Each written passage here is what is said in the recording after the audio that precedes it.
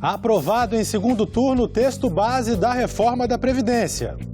Foram 60 votos favoráveis, 4 a mais do que na primeira votação. Senadores voltam a se reunir hoje para analisar pedidos de destaques e finalizar a reforma. Você vai ver como ficam as regras e vai acompanhar a repercussão entre os senadores.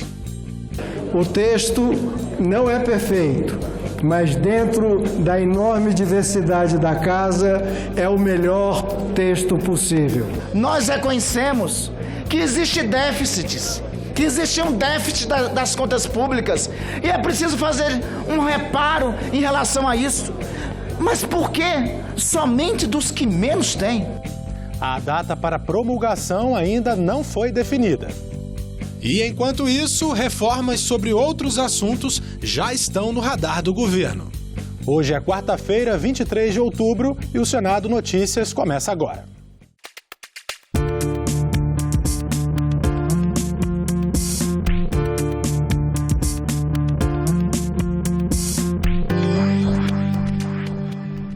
O plenário do Senado aprovou ontem, por volta das 7h30 da noite, o texto base da reforma da Previdência. A votação de 2 dos 4 destaques de bancada ao texto ficou para hoje, às 9 da manhã. E quem tem mais informações é a repórter Dinalva Ferreira. Bom dia, Dinalva. Oi, Tiago, bom dia. Olha, como você disse, o texto base foi aprovado por 60 votos a 19, 4 votos a mais do que na votação em primeiro turno. Os 2 destaques que ficaram para ser analisados hoje, uma sessão que começa daqui a pouquinho, às 9 da manhã, são 2 destaques. Um foi apresentado pela bancada do PT, bancada do Partido dos Trabalhadores. Ele tenta garantir a aposentadoria especial para trabalhadores que exercem funções consideradas perigosas, como, por exemplo, eletricistas e vigilantes, e também para os que trabalham em ambientes prejudiciais à saúde, expostos a agentes químicos, físicos ou biológicos. O outro destaque, apresentado pela rede, é uma tentativa de retirar a idade mínima para que esses trabalhadores expostos a ambientes prejudiciais possam reivindicar o benefício. Veja como foi a votação ontem à noite. A expectativa era de que fosse uma votação mais demorada, mas os debates nesta terça-feira não foram até muito tarde. De manhã, na Comissão de Constituição e Justiça, em uma reunião rápida, os senadores aprovaram 3 mudanças de redação à PEC. 2 delas sugeridas pela oposição, depois de um acordo com os senadores da base governista. À tarde, plenário do Senado cheio e as últimas tentativas de alteração do texto. E as aposentadorias especiais, pessoas que trabalham em condições insalubres, em condições nocivas à sua saúde, que trabalham sob o perigo. Nós reconhecemos que existem déficits, que existe um déficit das contas públicas e é preciso fazer um reparo em relação a isso. Mas por que somente dos que menos têm?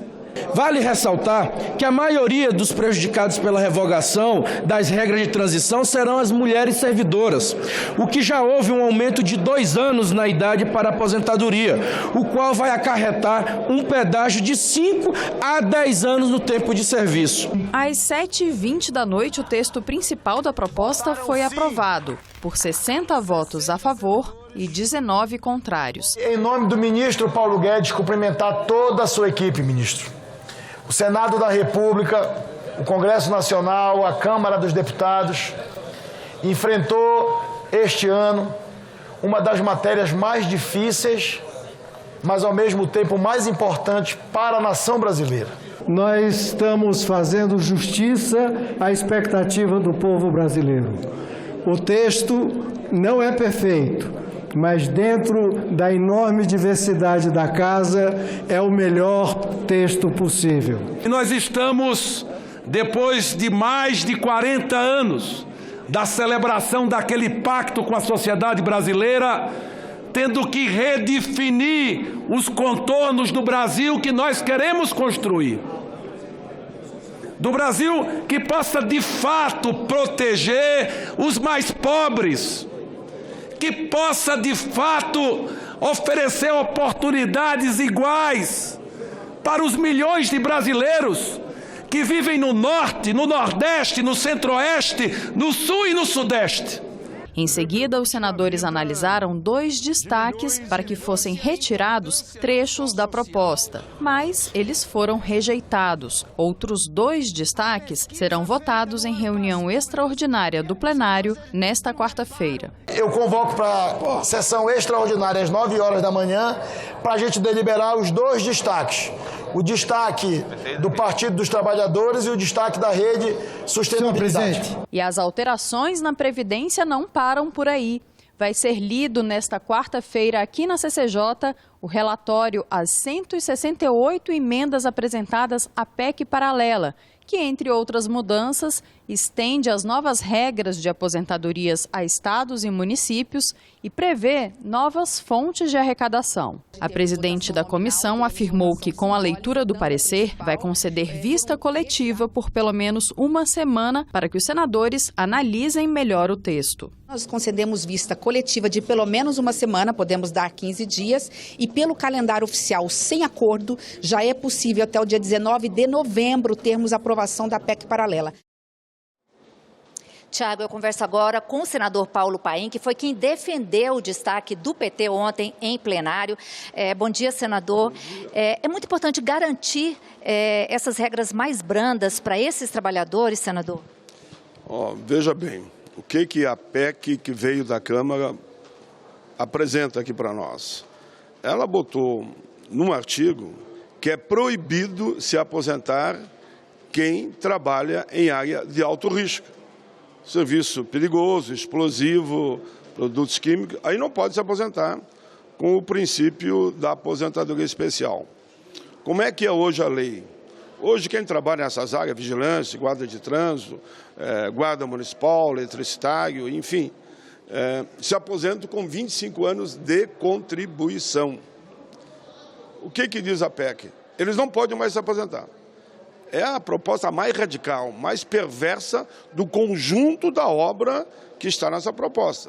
Veja hoje que no Chile, está em todos os jornais, todos do Brasil, demonstra que o governo do Chile, o presidente pede perdão por ter adotado esse tipo de proposta que quer aprovar aqui no Brasil e, ao contrário do Brasil, manda aumentar em 20% as pensões e benefícios e aponta para pagar um movimento de milhares e milhares de pessoas nas ruas uma nova reforma da Previdência na linha do que tem no Brasil e não naquilo que o atraso fez atraso e o Brasil quer copiar. Quer dizer, a PEC, a proposta, ela é mais rigorosa com esses trabalhadores do que as regras que... Eles acabam. Veja bem, cidadão ia se aposentar ao fim do ano agora, um vigilante, 25 anos de contribuição. O que é dito para ele? Não, tu não te aposenta mais no fim do ano, tu só vai te aposentar quando tiver 65 anos de idade e 40 de contribuição. É uma área que não tem estabilidade e vai ter que trabalhar 80 anos para conseguir 40 anos de contribuição, ou vai se aposentar, se ele quiser nos 20. Porque muita TV mostra aí, a idade mínima para você se aposentar é 20 anos. Por que não fala que para efeito de aposentadoria, para manter o salário dele, é 40? Eles só falam da idade mínima.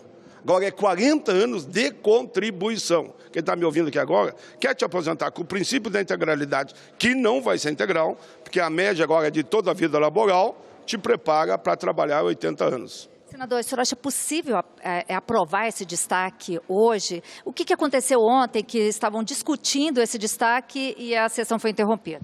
Olha, depois que eu vi ali no plenário o que aconteceu, o plenário tinha decidido votar pelo destaque, que nós defendemos, as bancadas de oposição apresentaram. Estava tranquilo que seria aprovado.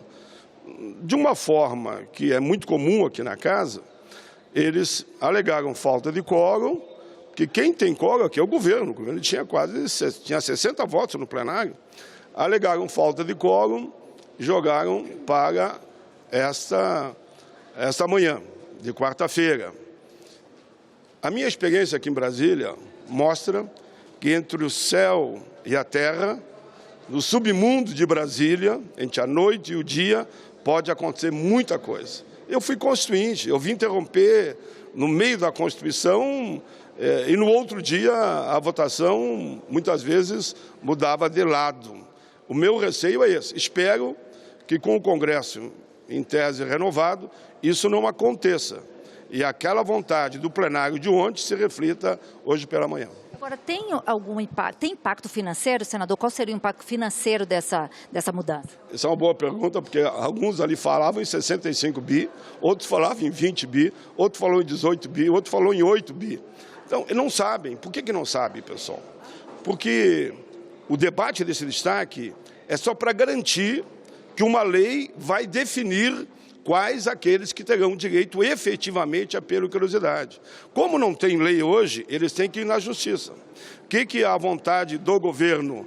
Cravar na Constituição, carimbar na Constituição um artigo ou um parágrafo, um complemento que diga eles não têm direito, em hipótese nenhuma, de se aposentar. Isso é um absurdo. Nem que assim aqui acontecesse, iria para o Supremo e esse debate vai continuar. Por isso que eu acho que a tendência, o bom senso, é o Senado suprimir essa parte e fazer com uma lei, então, regulamente essa questão. O destaque da rede tem a ver com isso também, que é retirar a idade mínima para esses trabalhadores. Um outro destaque aí é aqueles que trabalham em área insalubre, penosa e prejuízo à saúde. Por quê? A Câmara mudou para cá o projeto dizendo, mineiro só 15 anos, metalúrgico 25, professor 25, mas vincula a idade. Vamos dar um exemplo. O metalúrgico começou a trabalhar com 20 anos, mais 25, 45, só que ele tem que ter 60. E daí, como é que faz esses 15 anos? Onde vai trabalhar? Onde? Se proíbe ele trabalhar. Se pegar o mineiro, pior ainda. 15 anos no subsolo, pode iniciar com 21, 15 mais 21, 36, para 55 faltam 19 anos. E daí, como é que faz? Eu dou o meu próprio exemplo, eu fui metalúrgico. Quando eu vou no médico fazer um exame, o médico diz, tu fumou toda a vida, né, pai? Eu digo, eu nunca fumei. Mas o que é isso, então, no pulmão? É porque eu trabalhei em fundição, forjaria, nessas áreas. Eu estou aqui firme, porque estou no Congresso há 32 anos. Mas se eu estivesse lá na fábrica, eu tinha que estar aposentado já há mais de 30 anos atrás, eu já estaria aposentado. Senador, é só uma última pergunta. O senhor está indo para uma reunião com os líderes do governo, é isso? É para discutir esse assunto? Exatamente. Eles pediram uma reunião e eu não me nego em nenhuma reunião. Líderes aqui no... Do representante do governo, né? Que pediram, o líder do governo, o Fernando Bezerra, vamos conversar para ver se... Porque aqui não é uma questão de vencido ou vencedor, né? De quem ganhou ou quem perdeu. Aqui é uma preocupação de não se fazer injustiça com esse setor que é de todos o mais prejudicados. Esse assim, é um extremo da injustiça. Eu dizia ontem no plenário e repito aqui, para mim não importa se é 10, 20 ou 1 milhão. Se vai se fazer injustiça, nós temos que combater a justiça. Não tem razão de nós estarmos aqui no Congresso colaborando para que pessoas sejam injustiçadas, condenadas à morte, trabalhando sem o direito de se aposentar, que é o caso desse setor. Saiu um acordo aí dessa reunião. Olha, eu sou sempre aquele que tem esperança, né? Eu sempre digo que a minha vida e as causas que eu defendo, elas são pautadas no verbo esperançar, que não é só ter esperança não, que não adianta. Esperançar é ter esperança e lutar, pelear para fazer acontecer as boas causas. Senador, obrigada, um bom dia. Bom dia. Voltamos com você aí, Thiago. Obrigado, Ginalva. O presidente do Senado, Davi Alcolumbre, disse que pretende marcar com os líderes a data da promulgação da reforma. Entre os dias possíveis, segundo ele, estão 5, 12 ou 19 de novembro. Eu vou compatibilizar uma data que a gente possa ter a presença da promulgação dessa emenda constitucional. Nós faremos o convite ao presidente da República, ao vice-presidente, e eu acho que será um dia histórico para o Brasil, do ponto de vista do ajuste fiscal, de uma matéria importante para equilibrar as contas públicas. A gente está precisando que o Brasil possa dar esses sinais para o mundo. Eu tenho a informação que o mundo tem 4 trilhões de dólares, ou seja, praticamente 10 ou 12 reformas da Previdência, para investir no Brasil, investir na infraestrutura, na logística, e esses investimentos trarão empregos, farão a economia girar, e o que a gente espera de tudo isso é a confiança do parlamento, é que esses empreendedores venham para o Brasil e possam assegurar os empregos necessários. A gente tem um índice de desemprego altíssimo, as pessoas estão sofrendo porque não tem condições de se sustentar suas famílias. E, sem dúvida nenhuma, os movimentos que vão acontecendo na economia ainda são lentos, mas as perspectivas são positivas da gente poder diminuir essas desigualdades sociais e regionais com a votação de uma reforma importante para equilibrar as contas e assegurar a capacidade de investimentos de outros países que querem fazer no Brasil, além de dar a tranquilidade jurídica. E para comentar sobre a votação do segundo turno da PEC principal da reforma da Previdência, recebemos aqui o consultor legislativo do Senado Federal, Gilberto Guerzoni. Bom dia, Guerzoni. Bom dia, Thiago. Ontem foi uma votação até relativamente rápida, mas ela foi, digamos assim, encerrada antes da votação de todos os destaques. Havia alguma expectativa da votação ser concluída ontem, mas acabou havendo uma polêmica na votação do terceiro destaque e ele ficou para ser deliberado hoje de manhã, né? Foi até bastante rápido, né? Como você comentou, a CCJ pela manhã surpreendeu a todos, né? Pela rapidez da deliberação. Havia uma expectativa de talvez se estender aí tarde adentro a discussão, mas houve um grande acordo na comissão, a oposição praticamente não levantou questões. E a matéria foi para o plenário, a votação do texto principal foi bastante tranquila, né? Os dois primeiros destaques também foram votados sem grande dificuldade, mas se criou um certo ruído político na votação do terceiro destaque e os líderes optaram por transferir essa conclusão para hoje. Havia também, ainda na fase das emendas, uma dúvida se algum tipo de emenda lá poderia fazer com que o texto voltasse para a Câmara dos Deputados? Essa é sempre uma polêmica. Nesse momento agora a questão até é um pouco diferente, né? Como nós estamos no segundo turno, uma eventual aprovação de um texto diferente, ela leva à rejeição daquele texto.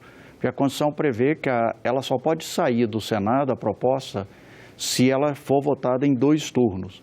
Então, se nós tivermos um texto votado em um turno e um texto não autônomo votado no segundo turno, a gente tem como consequência a rejeição dessa parte do texto, né? Por isso houve um cuidado grande de não se permitir nem emendas que não fossem de redação, né? Isso foi analisado pela Comissão de Constituição e Justiça, e nem na hora do destaque de haver algum destaque de parte não autônoma da proposição, né?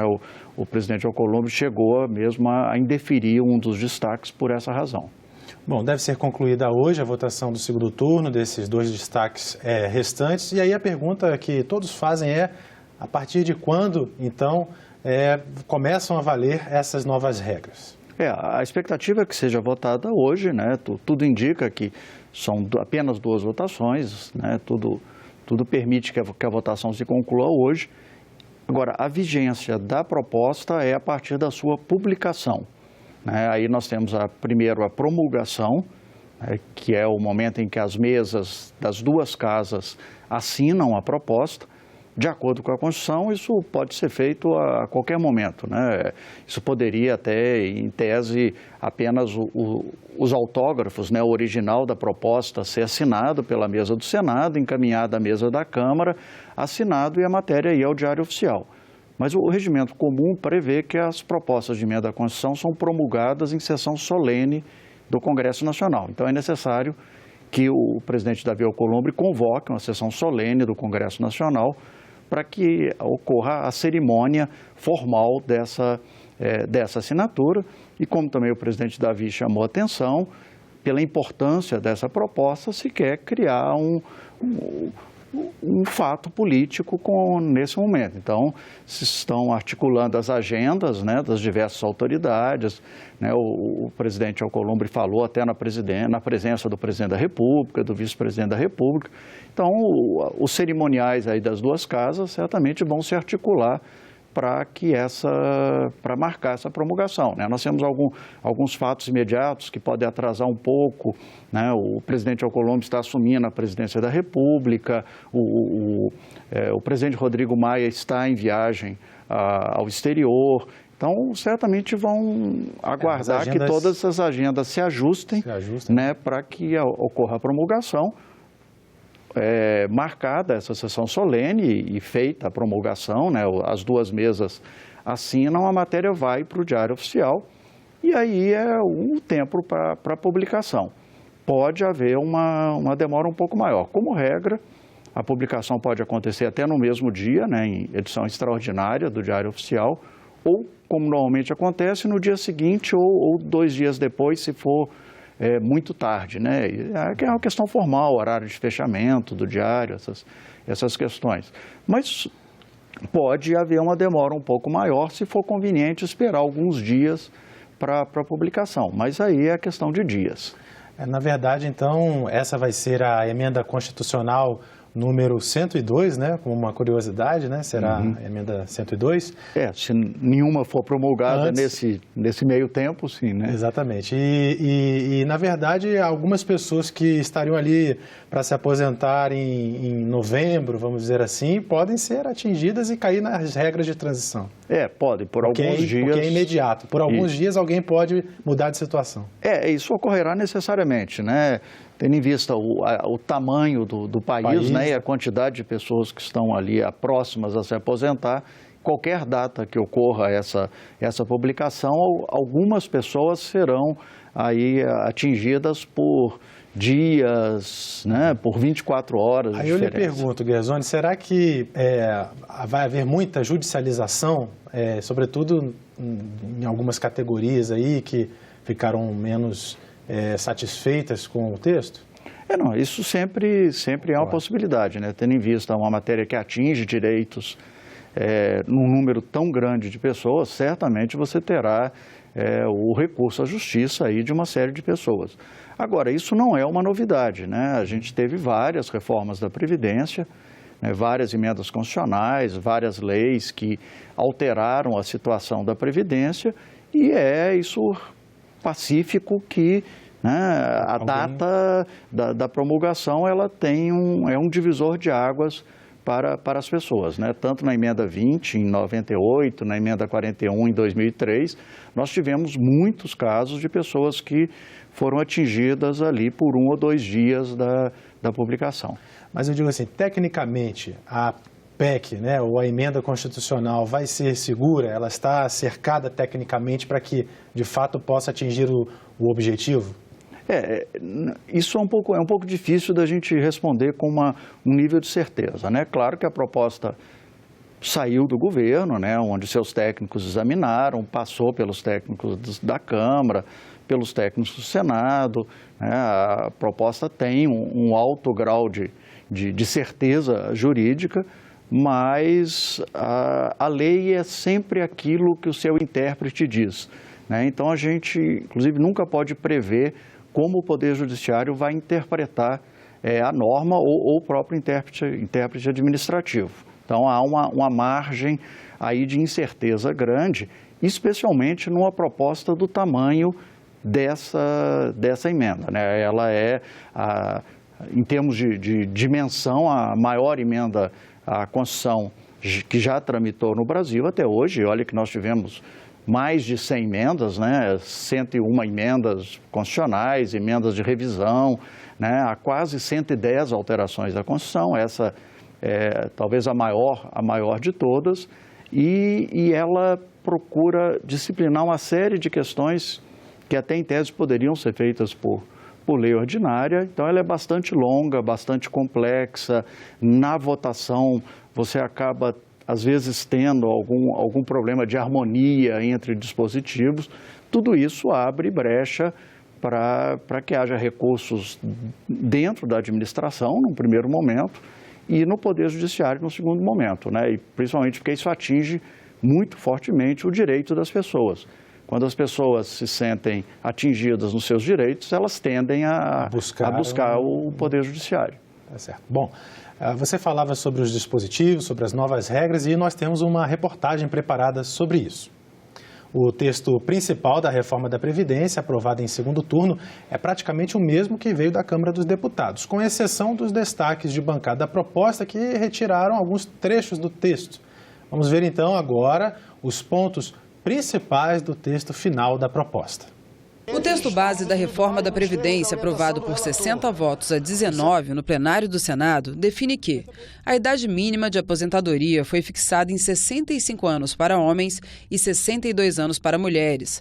No caso dos trabalhadores rurais, a idade é de 60 anos para homens e 55 para mulheres. Já para os professores, as idades são de 60 anos para homens e 57 para mulheres. Para os policiais da União, federais, legislativos, ferroviários e rodoviários federais, os civis do Distrito Federal e os agentes penitenciários e socioeducativos, a idade é igual para homens e mulheres, 55 anos.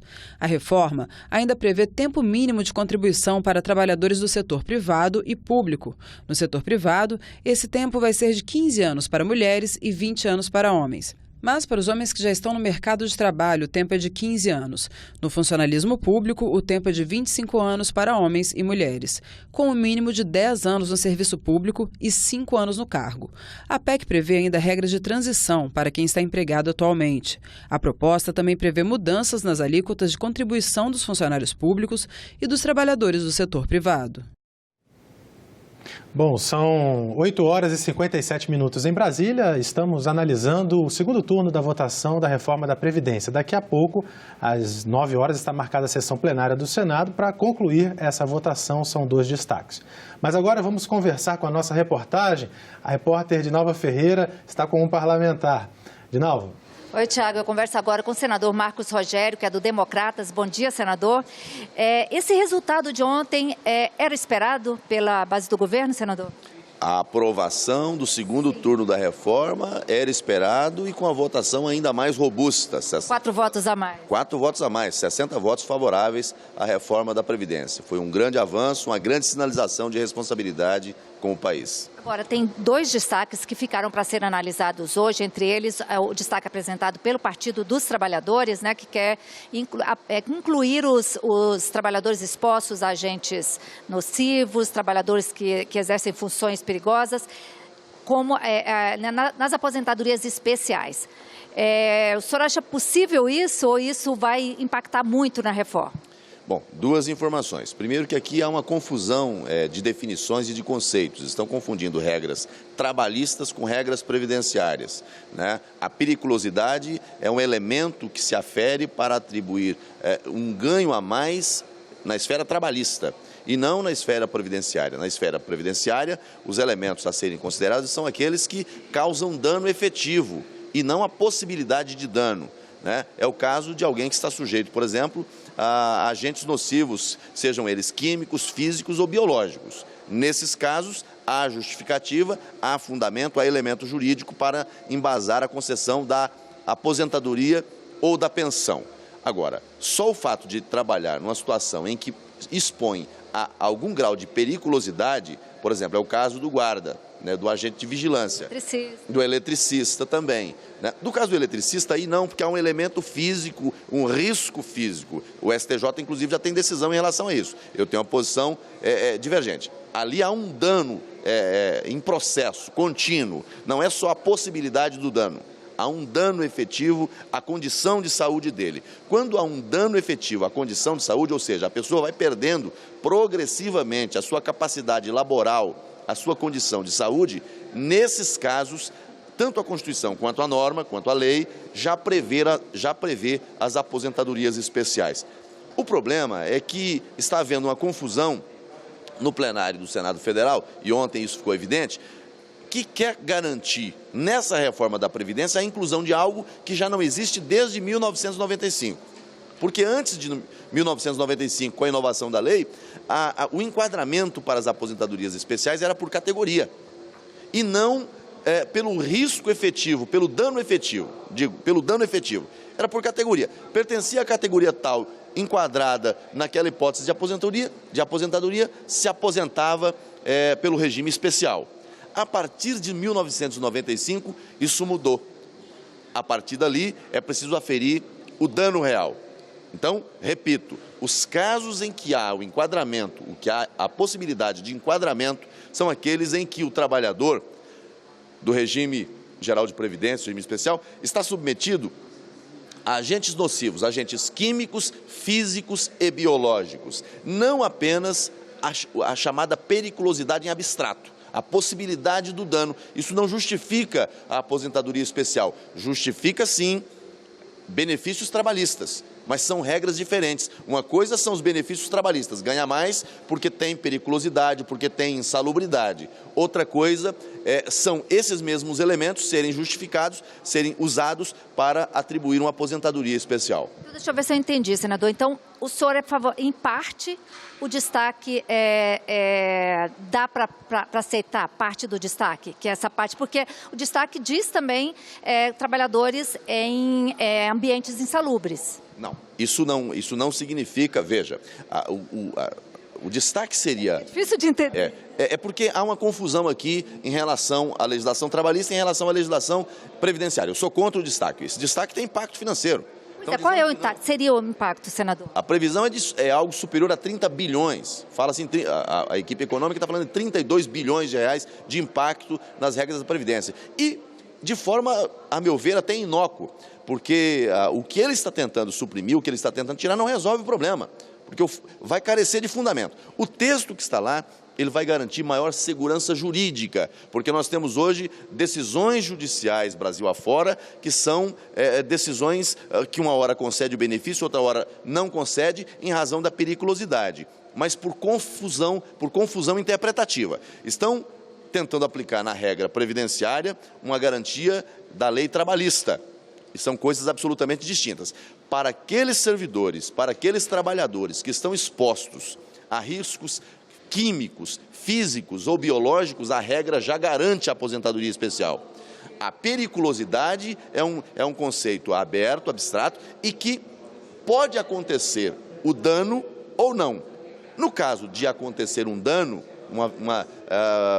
uma perda de alguma habilidade, de alguma condição, a redução da sua capacidade laborativa, é claro que isso justifique. Mas só o fato de você trabalhar numa área que tenha periculosidade não justifica a aposentadoria especial. Justifica a periculosidade para atribuir um ganho a mais na esfera trabalhista, mas não na esfera previdenciária. Então eu sou contra o destaque apresentado pelo PT, porque ele, primeiro, causa um impacto grande na Previdência. Segundo, não muda nada, as regras atuais já não permitem isso, desde 1995. Esse discurso de que está tirando o trabalhador é um discurso, com todo respeito, sem base na legislação atual e sem base na Constituição Federal. Certo, senador, eu conversei agora há pouco com o senador Paulo Paim, ele me disse que ontem à noite existia um ambiente favorável para aprovar esse destaque e até por isso a sessão acabou sendo encerrada. O senhor tem essa mesma percepção? O senador Paulo Paim está correto. O cenário da comissão ontem foi, assim, a sessão do Senado Federal, o plenário, quando houve algumas manifestações falando dessa retirada de direitos, muitos senadores ficaram impactados e aquilo, houve uma movimentação no plenário que nós percebemos que muitos senadores poderiam mudar o voto.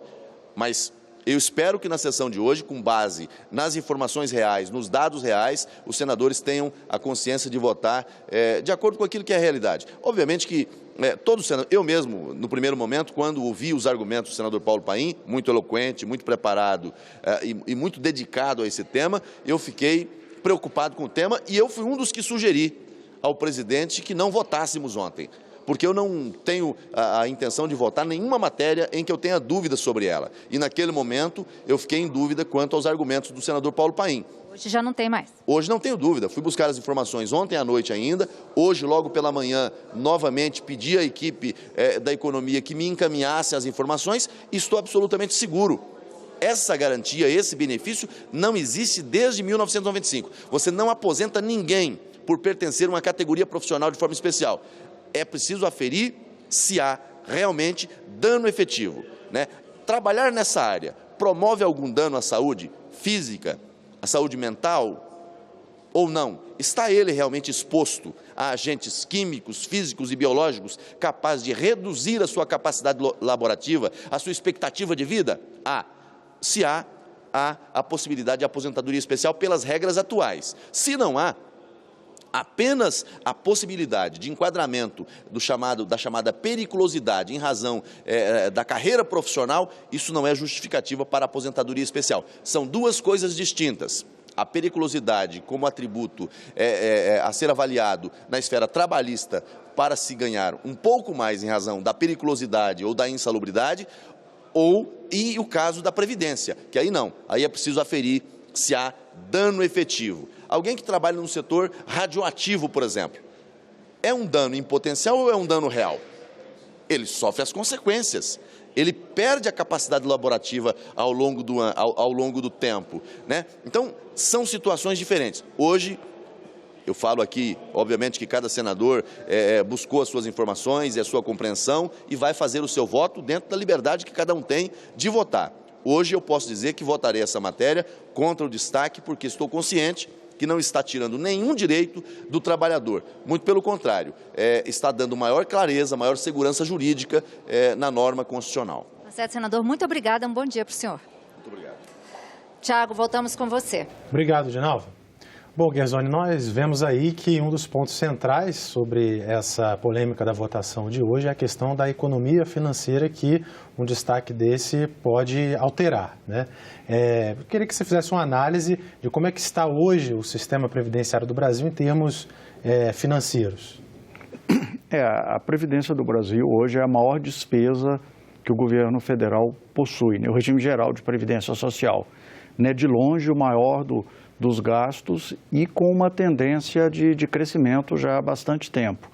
A Previdência, em termos reais, ela quadruplicou de 1995 até hoje, né? Nesses últimos 25 anos, nós tivemos o custo da Previdência hoje é 4 vezes maior em termos reais do que era na época. Se a gente olhar em termos de percentual do PIB, esse valor dobrou. Em 95 se gastava aproximadamente 4% do PIB com o regime geral de previdência, hoje se gasta cerca de 8% do PIB. Então é de longe a maior despesa e a maior preocupação é que é uma despesa com tendência crescente, né? Especialmente a gente está falando do regime geral de previdência social, que é objeto em boa parte dessa proposta de emenda à Constituição. Ela não se resume a tratar do regime geral, ela trata também do regime próprio de previdência dos servidores públicos, que também é uma despesa importante da União, mas ela tem uma tendência um pouco diferente, né? Ela foi objeto de várias reformas desde 98 para cá, e a tendência hoje da previdência dos servidores públicos da União é de estabilidade e, desde a criação do FUNPRESP, de uma redução paulatina. O grande problema é que toda reforma previdenciária ela tem efeitos a longo prazo, né, em décadas. Né? Especificamente, por exemplo, se a gente pegar esse último grande reforma dos servidores públicos, que é o FUNPRESP, né, o Fundo Complementar de Aposentadoria, que desde 2013 os servidores da União têm um teto de aposentadoria de R$ 5.800 e o restante é do Fundo Complementar. Só essa providência, ela tende a reduzir em 40% os gastos com a aposentadoria dos servidores públicos. Só que essa redução vai ser atingida em quase 70 anos, né? Porque a gente tem que esperar toda a transição ocorrer. Mas, indiscutivelmente, previdência hoje é o grande gasto que a União despende, né? E não há nada que se aproxime do gasto que a União tem com Previdência. Todas as outras despesas públicas são bem inferiores à Previdência. A previsão, então, é de economia de cerca de 800 bilhões de reais com essa PEC principal. Mas existe também a PEC paralela, é sobre ela que nós começamos a falar a partir de agora. Sim. Porque ela inclui estados e municípios também que, por enquanto, não tem a sua situação fiscal também complicada e não tem ainda uma regra nova para pagar as aposentadorias lá dos seus servidores. Na verdade, o que a PEC 6 fez foi retirar da Constituição as normas sobre a aposentadoria dos servidores dos estados e municípios. Desde 98 até hoje, as regras de aposentadoria dos servidores dos estados, Distrito Federal e municípios eram os mesmos da União e constavam da Constituição. A Câmara fez uma opção de retirar e de transferir para esses entes a competência de legislar sobre a sua previdência. Enquanto eles não fizeram isso, é mantida a situação atual. né? Não a situação da PEC, mas a situação que existe hoje com a Previdência. A PEC permite que os estados, então, legislem sobre a sua Previdência. O que a PEC paralela faz não é exatamente incluir os estados na nova regra, mas facilitar que os estados optem por entrar na nova regra. Porque, de acordo com a PEC 6, né, cuja votação deve ser concluída hoje, os estados podem legislar sobre Previdência, podem alterar, fixar a idade mínima, fixar tempo de contribuição dos seus servidores, fixar a forma de cálculo dos proventos, tudo isso, só que eles têm que fazer isso por algumas normas específicas, por uma proposta de emenda à Constituição Estadual, no caso da idade mínima, por uma lei complementar, no que se refere às regras de concessão do benefício, e por uma lei ordinária, no que se refere a cálculo do benefício. Então, eles precisariam de editar 3 normas, e algumas delas com quórum privilegiado, como é a emenda constitucional, para aprovar essas alterações. A PEC paralela, ela permite que os estados adiram à regra da PEC 6 por uma lei ordinária. Agora, é preciso chamar a atenção que, mesmo se a PEC 6, a PEC paralela, for aprovada como ela está, ela não implica nenhum automatismo da adesão dos estados às novas regras. Os estados vão ter que agir por uma lei ordinária, no mínimo, para aderir às novas regras. Ou seja, nesses casos de estados e municípios, a pessoa fica ainda com as regras antigas. Isso, os servidores dos estados e municípios estão submetidos hoje às regras que existem hoje.